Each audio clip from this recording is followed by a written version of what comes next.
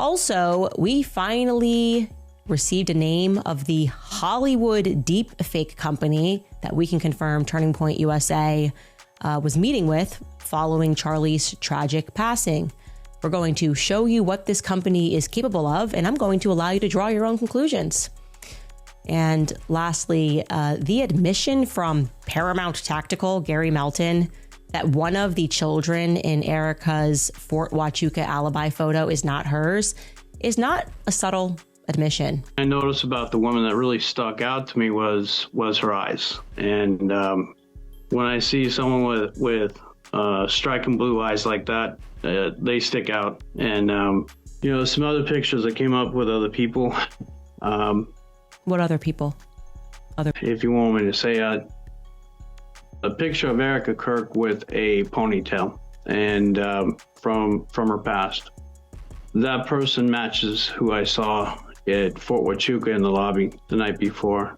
It was with that man in the lobby. For a long time, people thought the rumors surrounding Erika Kirk and the children were just another internet conspiracy until DNA results started leaking online and Erika suddenly went silent. And once viewers began questioning whether Charlie Kirk ever knew the truth about the kids, the entire story around their marriage took a much darker turn. Now, word is Charlie's parents distancing themselves from Erika and the children too, and people are starting to ask what really happened behind closed doors before everything fell apart. The internet thought the Erika Kirk story had already reached its breaking point. Then Candace Owens dropped a new podcast episode, and suddenly people stopped arguing about rumors and started focusing on something much more specific: the Fort Huachuca alibi photo. According to Candace, Gary Melton from Paramount Tactical may have accidentally admitted on air that one of the children in the photo was not actually Erika's. And then I'll show you an up-close picture with the metadata that we have on the screen itself. Proof: she was with her kids at 8:33 a.m. Pacific time, which again, in September, Arizona's on Pacific time.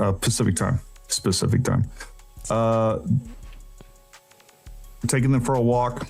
Apparently I wasn't supposed to share that. But anyways, point being is that's 8:33 a.m. It shows the date on that. Sorry, Andrew, I screwed that up, man. I was trying to run a podcast and do everything else. But again, it's proof of what's going on here. And I'm going to share the final screen, the final picture that shows the metadata for this, that she was indeed with the kids. I keep hitting the wrong button.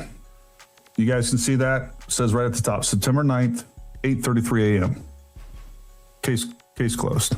Case closed. He's doing his best. And the second that clip started spreading online, the entire narrative around Erika's timeline began falling apart in real time. At first, viewers thought people were exaggerating the moment, but then Candace allegedly went even further, claiming the famous family image used to support Erika's version of events may not have been authentic at all. That's the detail shaking the internet right now. Also, we finally received a name of the Hollywood deepfake company that we can confirm Turning Point USA was meeting with following Charlie's tragic passing. We're going to show you what this company is capable of, and I'm going to allow you to draw your own conclusions. And lastly, the admission from Paramount Tactical, Gary Melton, that one of the children in Erika's Fort Huachuca alibi photo is not hers, is not a subtle admission. Especially because the photo was not just random family content. Critics online say it was allegedly used as part of Erika's alibi. Surrounding questions people had already been asking for months, and once viewers started believing the image itself might have been manipulated, the conversation instantly changed, because now people are asking a brutal question. If the story was true from the beginning, why would anyone allegedly need a fake photo? That's when the deepfake angle entered the picture and pushed the controversy into completely different territory. According to Candace Owens, a Hollywood AI company, VFX Los Angeles, allegedly approached Turning Point USA shortly after Charlie Kirk's death. Candace then reportedly showed examples of what the company's technology could create, and once viewers saw that, the internet immediately started revisiting older photos, videos, and timelines differently. This Marcus Wada, alleged former arms dealer, he's already actually incorporating AI voices into their presentations. When they're going out to donors, they're using a voiceover to narrate presentations. Well, today we can confirm to you that for a reason that is not yet known, after Charlie's death, and maybe even before Charlie's death, but definitively after, Marcus was meeting with and communicating with Hollywood AI deep fake companies. Okay, they specialize in creating deep fakes. Now, maybe if this was a conservative company that specialized in making videos, you might go, okay, you know, back when Daily Wire was saying they were going to explode into Hollywood, that might make sense. But why Turning Point USA? I'm going to give you the name of the company. It's VFX LA. Okay, VFX Los Angeles. These guys were brought into Turning Point USA. Like I said, we can confirm they met with Marcus Wada. I can't confirm that they created any content for him. But I would like to show you on their website what they say they specialize in. Let's just click around, right? Here we go. It tells us here they do voice cloning.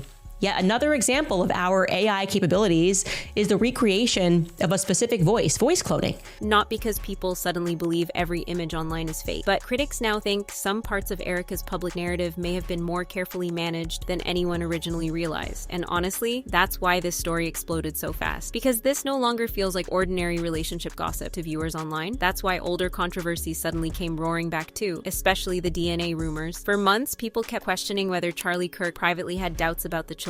At first, most viewers dismissed those conversations as cruel internet speculation, but once alleged DNA results started circulating online, people began revisiting everything through a completely different lens, especially Erika's silence. According to critics online, this is one of the first major controversies where Erika has not strongly pushed back publicly. No detailed explanation, emotional denial, or aggressive response. And now viewers think that silence feels even louder after the alibi photo controversy because people believe the pressure changed once the conversation moved from rumors to alleged evidence. That's why Candace Owens getting involved matters so much to viewers right now. Because Candace is not just revisiting old gossip, she's allegedly connecting multiple strange details together into one larger pattern. The AI company, the allegedly manipulated image, the Colorado connections, Victor Marks, and the Hornet's Nest people allegedly disturbed after asking deeper questions. Even the online distractions suddenly became part of the conversation. According to Candace, major internet moments and political controversies appearing around the same time may not have been random distractions at all. And once she said that, viewers immediately started spiraling deeper into the rabbit hole, especially after Gary Melton's alleged slip-up, because critics online believe that moment changed everything. Why was Victor Marks the first documented public person to do a video announcing that Charlie had passed? Long before the President of the United States or anybody else, who was it that told him that Charlie was dead? Right?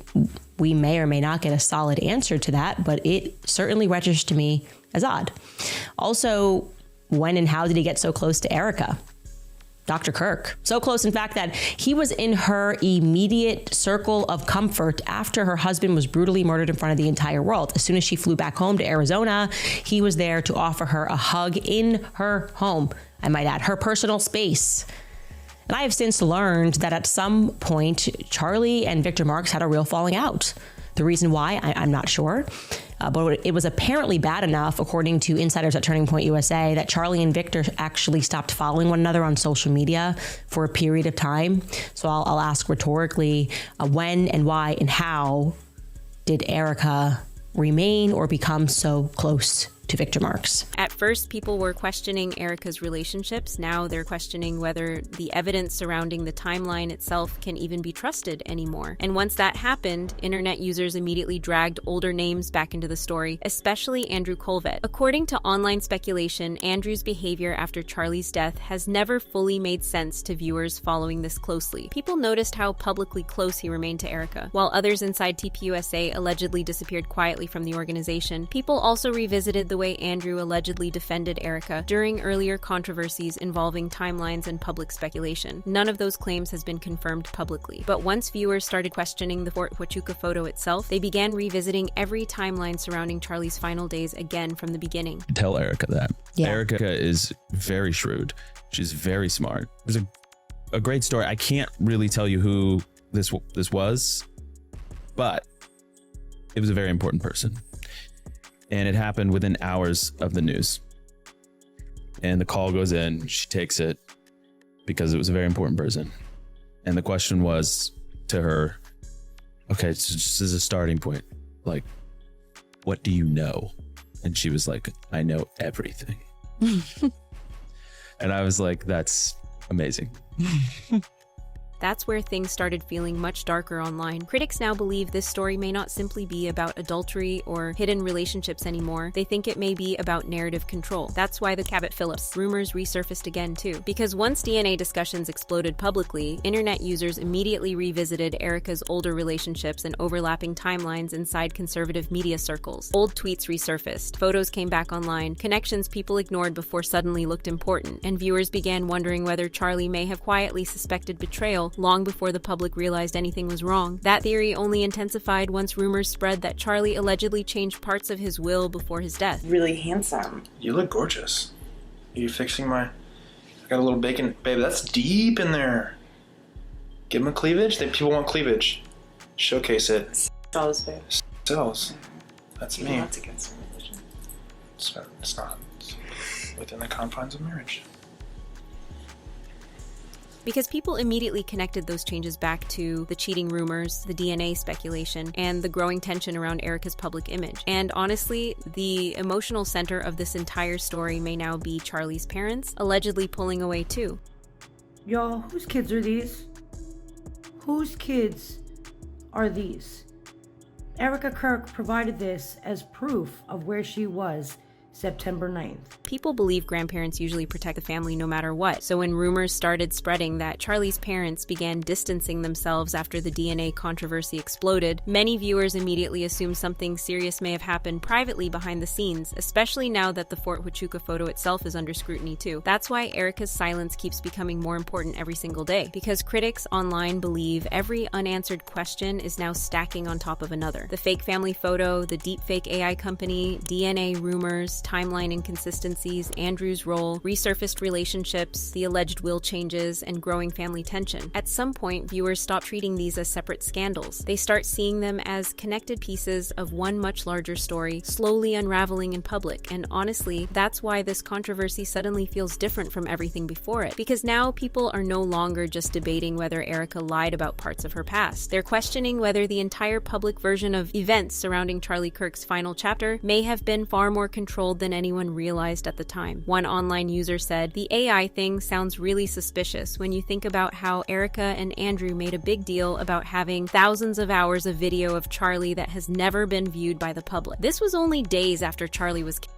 Another wrote, "There is nothing worse than putting words in a dead person's mouth who can't defend themselves. That is evil." Yet this user was blunt. Charlie was TPUSA. It died when he did. Now, viewers are asking questions. Was the Fort Huachuca alibi photo actually manipulated? Why would a fake image be tied to such an important timeline? Did Charlie privately suspect more than people realized before his death? And if these accusations are completely false, why does it feel like every new detail only creates even more silence instead of answers? Because right now, the deeper people go into this story, the less it feels like internet gossip, and the more it starts looking like a carefully managed narrative beginning to crack under the weight of contradictions, resurfaced evidence, and questions nobody inside Charlie Kirk's circle seems willing to answer directly. Share your thoughts in the comments, hit that like, subscribe, and stay tapped in with the next jaw dropper loading up now.